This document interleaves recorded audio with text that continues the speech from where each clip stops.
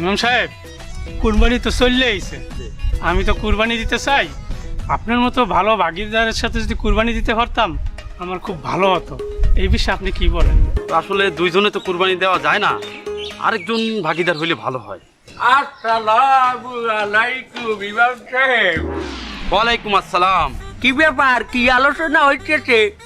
টাকা পয়সা লাগবে নাকি?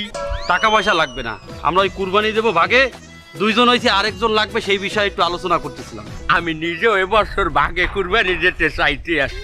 তার আপনাকেও যেহেতু একজন ভাগিদার লাগবে, আসেন আমারও আপনাকেও ভাগিদার হিসেবে নেন।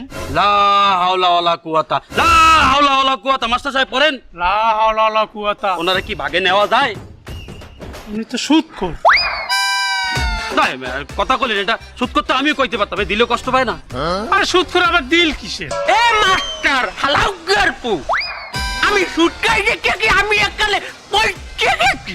আমি একজন মানুষ না, আমার দেল আসে না, আমি ইনসান না।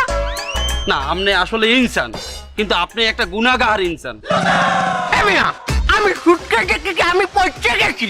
আমার কি মোটেও সোয়াব হয় না সুদের টাকায়? আমরা সুদ করে, আমরা সুদের ঠায় আবার কিসের সোয়াব? হ্যাঁ কা, ওই যে মোটালে ভাজি গতবার হজে গেলে, কি বাইলে গেলে, এটি আমার দ্বারে গঞ্জা সুদ এটা হানিয়ে হজে গেছে। তার হেতে 35 দিন মক্কা মদিনায় আছেলে, এই জায়গাটা একটু সোয়াবো কি আমি পামু না? মোতালেবে আজি আপনাদের যে সুদে টাকা লই ওয়াজ করতে গেছিল, হাই হ্যাঁ নিজেরই তো ওয়াজ হয় না, আপনি সব পাইবেন কেমনি? মোটালে ভাজি হজ হয় নাই, সুদের টাকা ওয়াজ হয় না। এ কথাটা আপনি হের সামনে খাড়াই কই করবেন? মোতালেবাজি মসজিদের সভাপতি, হ্যাঁ সামনে দাঁড়াই এ কথা কওয়া যায়? হ্যাঁ একটা সম্মানিত লোক না। ধরুন ইমাম সাহেব, এত কথা বাদ দেন, সুদ করে আমরা নেব না। এ বাবুয়ার বউ, তুই বারবার সুদ কথাটা উচ্চারণ করো কিসের দিনে? ওটা হচ্ছে খারাপ উন্নয়, ওটারে মুন্নিয়াফা কয়, মুন্নিয়াফা।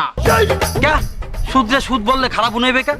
এমে আমধেরা কইলো বারবার সুদ সুদ কইয়া আমার দিলে দাগা দিতে আসেন। আমি কইলো আপনাকে বিচারের জন্য আল্লাহর কাছে দোয়া করব।